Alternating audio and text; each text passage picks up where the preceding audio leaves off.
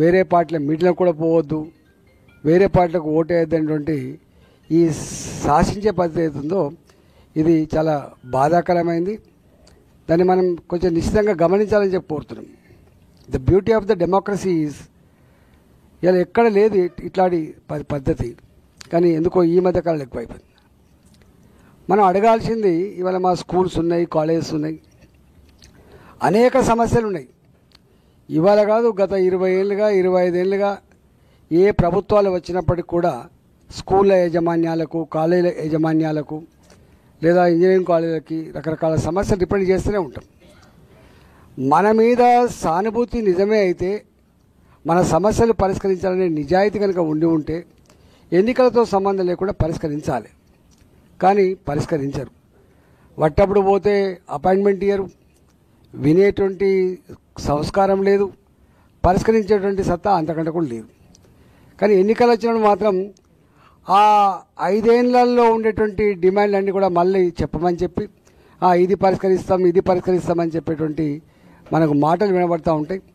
కానీ మనం అవన్నీ చూసి విసిగిపోయినాం. కాబట్టి మనలాంటి విజ్ఞులు ఇలా పట్టభద్రుల ఓట్లతో జరిగేటువంటి ఎన్నిక కాబట్టి సమాజానికి దిక్సూచిలాగా ఉండేవాళ్ళం కాబట్టి చాలా బాధ్యతాయుతంగా ఆలోచించాలని చెప్పి కోరుతున్నాం. మనం ఎంతోమందిని చూసినాం, ఎన్నెన్నో చూసినాం. మనం ఒక ఎమర్జెన్సీ తర్వాత వచ్చిన ఎన్నికలను చూసినాం.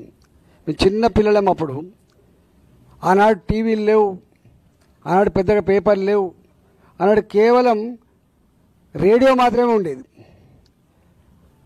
కానీ ఎమర్జెన్సీ దురాఘాతాల గురించి వట్టి రేడియోలో ప్రచారం అయితే, ఎన్నికలు వస్తే ఆనాడు పెద్ద శక్తితో ఉన్నటువంటి ప్రభుత్వాన్ని కూకటి వేలుతో కూల్చేసి ఈ దేశంలో ప్రజాస్వామ్యానికే పట్టం కడతాం తప్ప నియంతృత్వానికి ఆస్కారం లేదని చెప్పి గానాడే 77లో చెంప చెల్లింపనిచ్చిన చరిత్ర ఈ దేశానికి ఉన్నది. ఇవాళ నీ చేతిలో నేను చాలా సందర్భాలు ఈ మధ్య చెప్తున్నాను, ప్రపంచంలో ఏం జరుగుతుందో వీక్షించగలిగేటువంటి జ్ఞాన సంపన్నుడు ఒకడే, ఆయన సంజయుడు. మహాభారత కురుక్షేత్ర యుద్ధంలో ధృతరాష్ట్రుడు అంధుడు కాబట్టి ఏం జరుగుతుంది సంజయ కురుక్షేత్రం అంటే తను మొత్తం వీక్షించి చెప్పేటోడు. కానీ ఇవాళ ఈ టెక్నాలజీలో ప్రతి మనిషి దగ్గర మీ సెల్ ఫోన్ ఉన్నది. నిమిషాల మీద ఏం జరుగుతుందో ఎవరేందో చూడగలిగేటువంటి సత్తా వచ్చింది. ఈ కాలంలో పట్టుకొని ఇంకా మనం చెప్పుకునేటువంటి అక్కర లేదనుకుంటున్నాను. పార్టీల గురించి చెప్పుకునే అక్కర్ లేదు, వ్యక్తుల గురించి చెప్పుకునే అక్కర్ లేదు. క్షణాల మీద సోషల్ మీడియాలో నీ సెల్ ఫోన్లలో చూసుకుంటా ఉన్నావు. కాబట్టి నేను డిబేట్ కూడా చేయడానికి నేను రాలే. కానీ ఒక్కటి మాత్రం సత్యం ఏంటంటే, ఇవాళ నేను చూస్తున్నా మీ ఫీ రీఎంబర్స్మెంట్ చేస్తాం, లేకపోతే మీ స్కూళ్ళకు సమస్యలు ఉన్నాయి పరిష్కరిస్తాం, మీ కాలేజీకి సమస్యలు పరిష్కరిస్తాం చేస్తారా? వీళ్ళు అవుతుందా? గంత నిజాయితీ ఉందా? ఇవాళ 7,500 కోట్ల రూపాయలు 2021 నుంచి ఈనాడు వరకు ఫీ రీఎంబర్స్మెంట్ లేక ఒక ఎంప్లాయీస్ అంటున్న సైకాలజీ ఎట్లుందంటే, ఫస్ట్ తారీఖు నాడు జీతం రాకపోతే గిలగిల కొట్టుకుంటాం. పాల బిల్లు, పేపర్ బిల్లు, ఇల్లు కిరాయి, ఫీజు, పిల్లల ఫీజులు ఇవన్నీ ఉంటాయి. ఇవాళ గిలగిల కొట్టుకుంటూ 5 నెలలుగా 6 నెలలుగా జీతాలు ఇవ్వని పరిస్థితి వచ్చింది. యాజమాన్యాలు సెల్ ఫోన్లు బంద్ చేసుకొని ఇవాళ దాక్కునేటువంటి పరిస్థితి కారకులు ఎవరో మనం అర్థం చేసుకోవాలి. ఇస్తలేరా మరి అంటే ఇస్తున్నారు. ఏది ప్రయారిటీ? పెద్ద పెద్ద కాంట్రాక్టర్లకు బిల్లులు ఇచ్చిన ప్రయారిటీయా? లక్షల మంది పిల్లల జీవితాలు, వేలాది మంది ఇవాళ చిన్న గొప్ప చదువుకొని అందులో ముఖ్యంగా అనగాహన వర్గాలకు సంబంధించిన వాళ్ళు, పెద్ద పెద్దలు అయితే ఎక్కడో అమెరికాకు పోతారు, ఎక్కడెక్కడో ఇండస్ట్రీస్ పెట్టుకుంటారు. కానీ middle class, lower middle class, first generation కుటుంబాల్లో చదువుకున్న వాళ్ళు మాత్రమే ఇంత తక్కువ జీతానికి 10 నెలలకు జీతం వచ్చినా 9 నెలలకు జీతం వచ్చినా పనిచేసేవాళ్ళు. కానీ వాళ్ళకి జీతభత్యాలు లేని పరిస్థితి వచ్చింది. వాళ్ళంతా నిరుద్యోగ బిడ్డలు.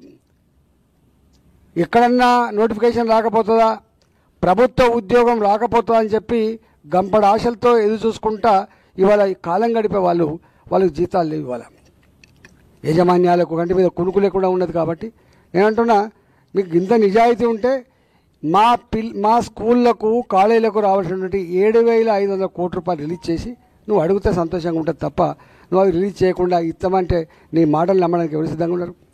అట్లనే పిల్లలకు స్కాలర్షిప్లు వస్తలేవు. ఈవెన్ గవర్నమెంట్ హాస్టళ్లలో గవర్నమెంట్ స్కూళ్ళల్లో వండి పెట్టే వాళ్ళకు పైసలు వస్తలేవు, ఈవెన్ హాస్టల్లో సరుకులు ఇచ్చిన వాళ్ళకు కూడా పైసలు వస్తలేవు. ఇవాళ గది దుస్థితి. ఇవాళ వీళ్ళు ఇంత మాట్లాడుతున్నారు. నిరుద్యోగ భృతి గురించి కేసీఆర్ గారు 3,110 రూపాయలు ఇస్తా అని చెప్పిండు. 5 ఏళ్ళు ఎగబెట్టిండు, ఇయ్యలే. ఇవాళ మళ్ళీ స్వయంగా నాకు తెలిసి మన ప్రియాంక గాంధీ గారు చెప్పినట్టుంది 4,000 రూపాయలు నిరుద్యోగ భృతి ఇస్తా అని చెప్పిండు. 6 నెలలు అయింది, ఇంతవరకు దాని ఊసు లేదు. అనేకం ఉన్నాయి, ఇట్లా ఎంప్లాయీస్ ఉన్నారు. దీంట్లో పాల్గొంటే వాళ్ళంతా రేపు ఉద్యోగులు కూడా పాల్గొంటారు. ఉద్యోగులకు 4 డిఏలు పెండింగ్ ఉన్నాయి. కేంద్ర ప్రభుత్వం 4 డిఏలు రిలీజ్ చేసినప్పటికి కూడా ఒక్క డిఏ కూడా రిలీజ్ చేయకుండా వాళ్ళని వేదన గురి చేస్తున్నారు. పిఆర్సీ 2023 జూలైలో కొత్త పిఆర్సీ రావాలి, ఇంతవరకు కొత్త పిఆర్సీ లేదు. ఆ కమిటీ వేసిండు జోషి గారితో, ఇంతవరకు రిపోర్ట్ తీసుకోలే, ఎప్పుడొస్తా కూడా తెలియదు. ఇవన్నీ మనం ఆనాడు కేసీఆర్ గారే అన్ని సమస్యలకు కారణమని చెప్పి కేసీఆర్ గారు మళ్ళీ రావద్దని చెప్పి కక్ష కట్టి ఇవాళ ఆరూరు రమేష్ లాంటోడు 90,000 మేడతోడు ఉన్నాడు కూడా ఎందుకు ఓడిపోయాడు? ఆరూరు రమేష్ వ్యక్తిగతంగా ఓడిపోలే, కానీ ఈ ప్రభుత్వం వద్దనుకున్నారు వారు. కేసీఆర్ గారు మళ్ళీ ముఖ్యమంత్రి అయితే మాటలు తప్ప చేతలు ఉంటుంది అని చెప్పి భావించారు కాబట్టి ఓట్లేసారు. Party policy. ఇవాళ సేమ్ వీళ్ళు ఆ కోపంతో వీళ్ళ ఓటెత్తే పేనమ్మి నుంచి పోయిన పడ్డగా ఫీల్ అవుతున్నారు. పేనమ్మి నుంచి ఈ మంత్రుల్ని అడుగుతున్నా, మావులను తీసుకొచ్చి ఇప్పుడు మీటింగ్ పెట్టించి దబాయించి మీరు ఆ పార్టీ కోటేసినా ఈ పార్టీ కోటేసినా రేపు మీ సంగతి చూద్దామని చెప్పే బదులుగా ఇంకా ముఖ్యమంత్రి దగ్గర పోయి మనకి మాట ఇచ్చినాం, గిన్ని మాటలు ఇచ్చినాం, ఎమర్జెన్సీ ఉన్నాయి, పరిష్కరించాలన్నటువంటి సోయి ఉంటే సంతోషపడచ్చు తప్ప ఈ పిచ్చుకల మీద బ్రహ్మాస్త్రం వేసినట్టు ఈ కాలేజీ యాజమాన్యాల మీద స్కూల్ ఇవేం పద్ధతి అని నాకు అర్థం కాదు. అవన్నీ లేదు కేసీఆర్ అంతకుముందు. ఇవన్నీ మనకు కొత్త కాదు. తెలంగాణ వాళ్ళు ప్రేమకు లొంగుతారు తప్ప దబాయింపులకు లొంగే తెలంగాణ కాదు. మత్పరిచ్చులు మాయజేసులు తెలంగాణ రక్తంలో లేదు, అది గమనించాలి. ఇలా ఓట్లు వేసింది, రోడ్లు వేయలేదని వేసిండు కేసీఆర్కు. రోడ్లు వేసిండు, కాలువలు తవ్విండు, ప్రాజెక్టు కట్టిండు, ఇంటున్నా టిప్ టాప్ చేసిండు. ఏ టౌన్కి పోయినా బ్రహ్మాండంగా 4 లేన్ రోడ్. కానీ ఎక్కడో సెల్ఫ్ రెస్పెక్ట్, ఆత్మగౌరవానికి దెబ్బ తగిలింది. ఆత్మగౌరవానికి దెబ్బ తగిలితే సహించలేడు కాబట్టి ఇవాళ రియాక్ట్ అయ్యిండు. ఇవాళ వీళ్ళు కూడా మళ్ళీ మన తెలంగాణ ప్రజల సైకాలజీ అర్థం చేసుకోకుండా, దీని యొక్క నేపథ్యాన్ని చరిత్ర అర్థం చేసుకోకుండా మళ్ళీ కనుక మీరు దబాయించే ప్రయత్నం చేస్తే ఇది నీకు సూచించే వేసే ఓటు కాదు బిడ్డ, ఇది సీక్రెట్గా వేసే ఓటు. తప్పకుండా వాళ్ళ ఆత్మను ఆవిష్కరిస్తారని చెప్పి ఈ సందర్భంగా మనం చేస్తున్నా. నేను నా గురించి ఇవాళ మోడీ గారి గురించి గంట చెప్తాం, కానీ మాకు మళ్ళీ వేరే మీటింగ్ ఉంది కాబట్టి నేను ఆ జోలికి పోను. కానీ ఒక్కటి మాత్రం సత్యం ఏంటంటే, నాలాంటి వాడు 24 సంవత్సరాల రాజకీయాలు ఉండబట్టి ఎక్కడ ఎవరికి ఏ అవసరం ఉన్నా, ఎక్కడ ఏ సంఘం ఉద్యమాలు చేసినా, ఎక్కడ భంగపడ్డ వాళ్ళు బాధపడ్డ వాళ్ళు టెంటేసి ఉద్యమాలు చేసినా ఆ టెంట్ల కింద మాట్లాడిన వాళ్ళం, సంఘీభావం చెప్పిన వాళ్ళం, ఆ గొంతుకకి గొంతైన వాళ్ళం మేం. రేపు వీళ్ళు ఈ కాంగ్రెస్ పార్టీకి ఓడేయాలి. ఏమడగాలి? అంతకుముందు అంటే ఆయన ప్రశ్నించే గొంతు. నువ్వు ఎక్కడ ప్రశ్నిస్తావు? ఇప్పుడు పిల్లి లెక్క ఉంటావు నువ్వు. ప్రశ్నించే ఎక్కడ నువ్వు పిల్లి లెక్క ఉండాల్సిందే. లేమా మేం? లేడమ్మా ఆరూరు రమేష్ గారు? అధికారం ఉన్నాక నువ్వు పిల్లి లెక్క ఉండాలి తప్ప తిరుగుబాటు చేస్తానికి ప్రశ్న నడవదు. నాది నడిచింది. 2015లో మొట్టమొదటిసారిగా ఆర్థిక మంత్రిగా ఉండి మున్సిపల్ కార్మికులు సమ్మె చేసినాడు.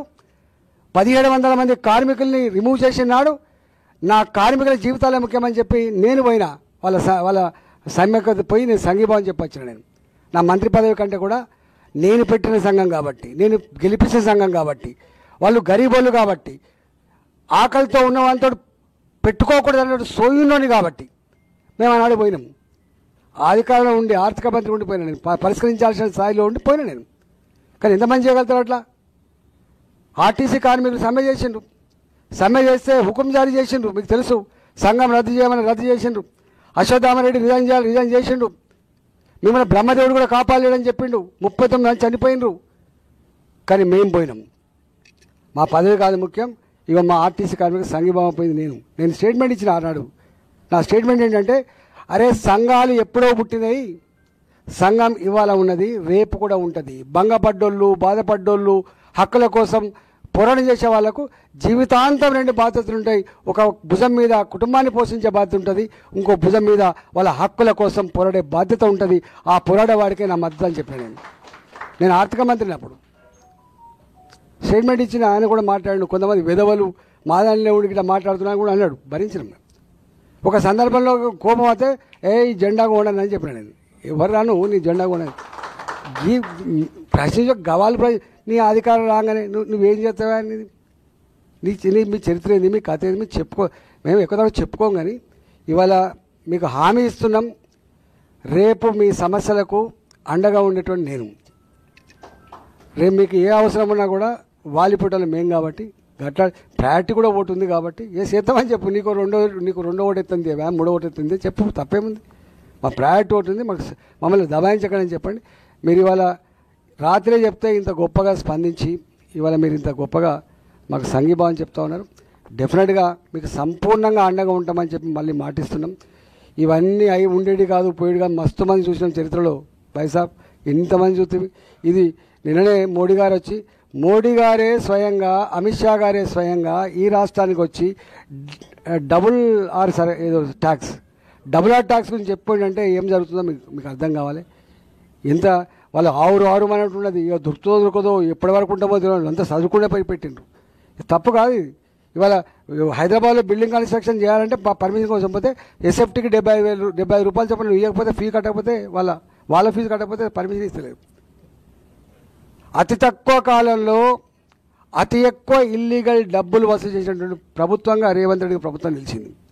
అతి తక్కువ కాలంలో ఇవాళ ప్రజల చేత చీకొట్టించుకునేటువంటి ముఖ్యమంత్రి ఎవరంటే వాళ్ళు రేవంత్ రెడ్డిగా నిలిచిపోయింది.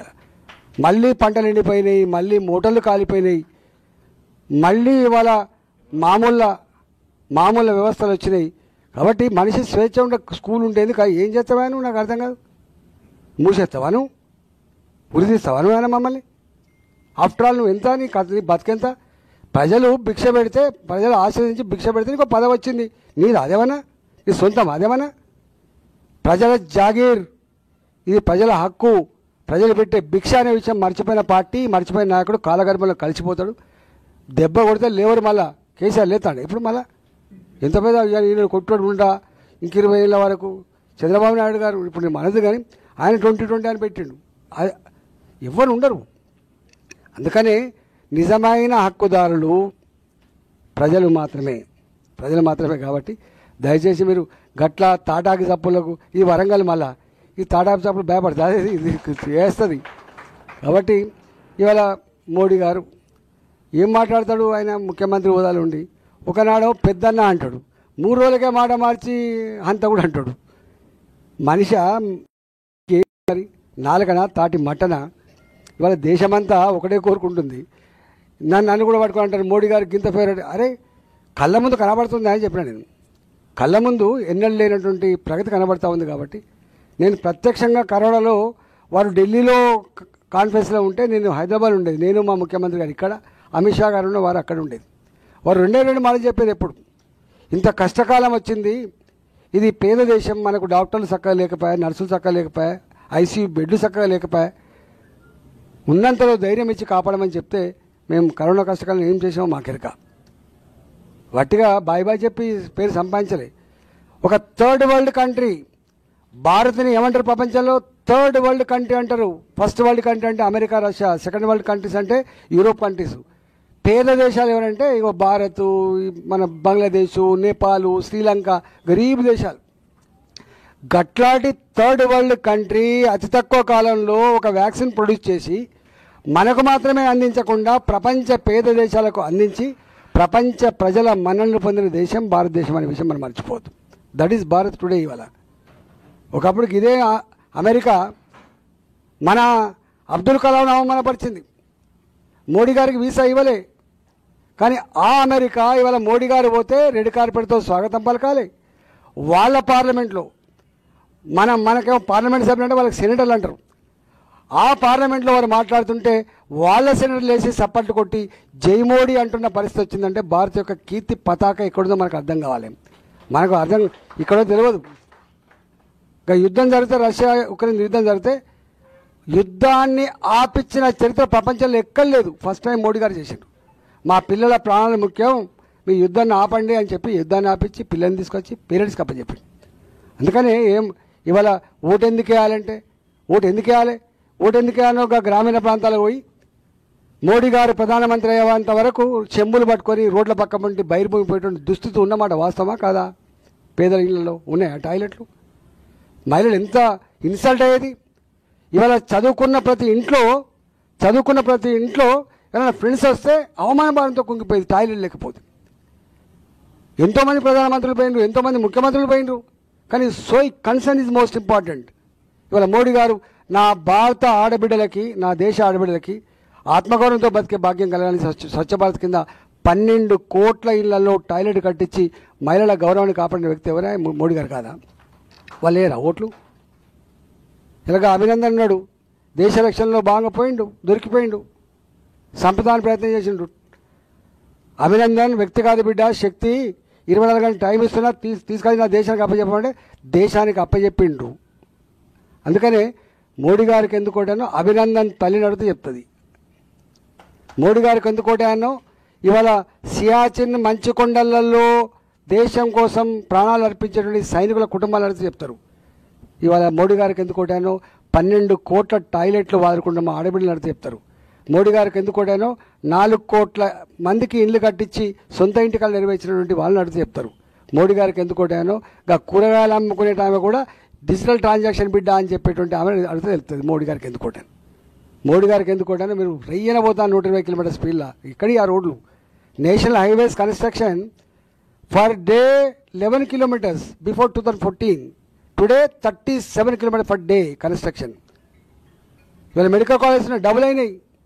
ఇవాళ all India institute of medical sciences 3 ఉండే మోడీ గారు వచ్చినప్పటికీ ఇవాళ 16 కొత్త all India institute of medical sciences ఇచ్చిండు మోడీ గారు. అందుకని నక్కకు నాగలు ఒక తేడా. వీళ్ళు ఏమంటారు, వీళ్ళు ఇప్పుడట మన పార్లమెంట్ ఎన్నికల్లో మీరు కాంగ్రెస్ పార్టీకి ఓటెత్తే రాహుల్ గాంధీ ప్రధానమంత్రి అయితే రాహుల్ గాంధీ గారు రేపు లంకె బిందెలు ఇస్తే ఇచ్చిన హామీలు అమలు చేస్తా అంటాడు ఈయన. వచ్చే ఉందా సచ్చే ఉందా? అందుకనే దయచేసి నేను ఒక్కటే మీలో కోరుతున్నా, నిర్భయంగా స్వేచ్ఛగా ఇవాళ ఎవరు మనోడు ఎవడు మందోడు, ఎవరికి ఓటు వేయడం ద్వారా రేపు మన సమస్యలు ప్రస్తావన చేస్తారో ఆలోచించుకొని ఇవాళ ప్రేమేందర్ రెడ్డి గారికి 1వ ఓటుగా ఫస్ట్ ప్రాంత ఓటుగా ఓటేసి గెలిపించాలని చెప్పి మిమ్మల్ని వేడుకుంటున్నా. మీరందరూ నాకు తెలిసి మీరు కొంచెం టైం ఇస్తే ఎక్కువ మంది వచ్చినారు, మీకు మీరుగా మాట్లాడుకొని రాబోయే కాలంలో మీరు సంపూర్ణంగా మద్దతిస్తారని చెప్పేస్తూ నమస్కారం. జై తెలంగాణ, భారత మాతకి జై.